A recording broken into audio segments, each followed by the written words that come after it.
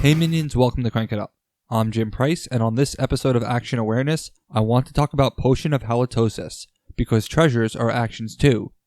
Given that Monday took a look at monsters, you probably guessed that today would take a look at treasures, and Potion of Halitosis is one of the few that stands out from the pack. Potion of Halitosis is a variant of cards like Someday My Prince Will Come and Picked Up, but it can be used in Phase 2. But there are two major differences beyond the Phase 2 availability that make this card stand out. One difference that makes the card much weaker than you think, and one that makes the card unbearable. The first item to note is that the card doesn't do what you think. It's important to read this card for what it actually does, because I've had to correct this numerous times in games I played. The card states, choose a base and a player. That player moves one of his or her minions from that base to another. Special, you may play this before a base scores, you must choose that base. Let's ignore the special part, as that just allows a minion to be moved in Phase 3 from the scoring base, which makes sense. The most important part of the ability are the three words in the middle. That player moves. Many players assume that this is simply a version of Picked Up, but not exactly. Picked Up gives you full control, but with Potion of Halitosis, you have very little control. Look at the first sentence, choose a base and a player. That restricts the pool of minions that can be moved. But because the card states that player moves, you do not control which minion they pick, nor do you pick the destination base. The affected player does, and that can be crippling for this card.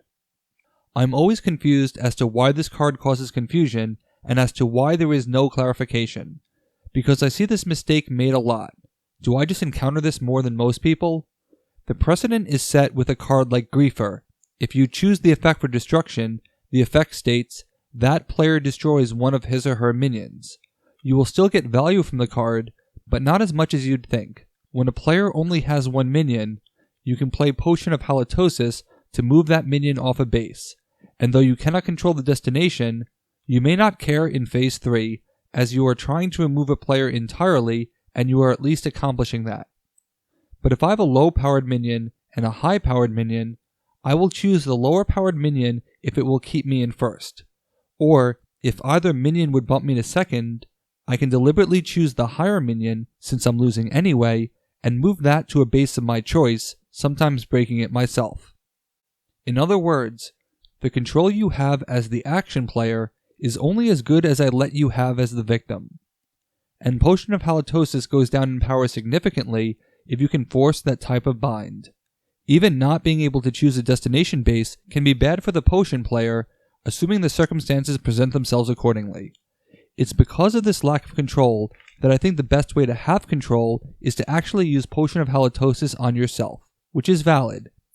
In Phase 2, this becomes just another bearer rides you, albeit with much more complicated wording. And there's value in that, giving a faction that couldn't ordinarily move a chance to move one of their minions, particularly since your opponents don't know that you have it. There are 22 treasures in the deck, most of which are drawn face up, so the card really is unpredictable. In Phase 3, if you do not like your options of moving someone else off, you can consider moving yourself off if you have excess power, similar to what I mentioned for Picked Up. You have full control of your own minions after all. So Potion of Halitosis is unfortunately weaker than we would like it to be, but that turns out to be completely necessary, because if it were at full strength, the second difference would induce rage quits. I know some players who flat out hate this card, and it's because it's a treasure. Why does that matter? The Gold Digger can grab it from the discard pile and always have access to it. In fact, they are the only ones who can get it straight from the discard pile, and the dwarves excel at putting treasures in the discard pile as their own private stash.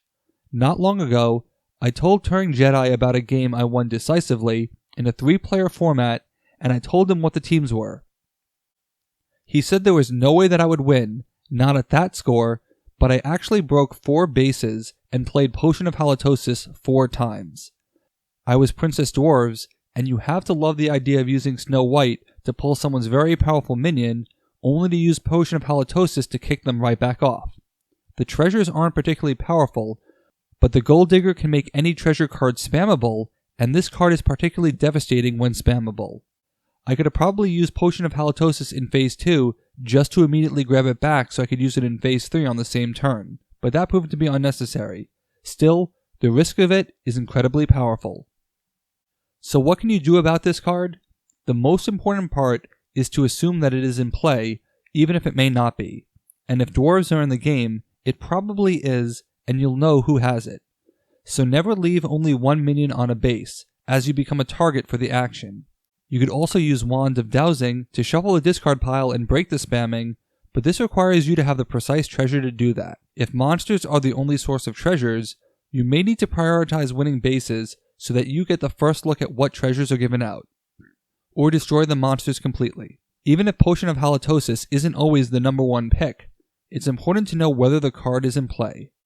In general, I would say that Potion of Halitosis trades quality of play for frequency of play, which leads to its extreme severity. Add in the fact that you may never be sure when this card is in play, and you get a total wild card that can truly be a game changer. Is this fair? That's going to be a matter of perspective, but as I mentioned in my earlier anecdote, certain factions can ride this action to victory, and not everyone has equal access. If you're like me, you may want to always assume that players have it, because that really is the best defense. Don't leave a single minion on the base if there's a chance the card has been drawn, and definitely don't do it if you know the card has been drawn. What do you think of Potion of Halitosis? Let me know in the comments. And one last note, this is the final call for questions for the Q&A, which will be airing in the middle of March Smashness. So send us an email or leave a comment below with your questions about Smash Up or anything gaming related. That's it for this week. Thanks for watching. Be sure to like and subscribe. Let's shut it down.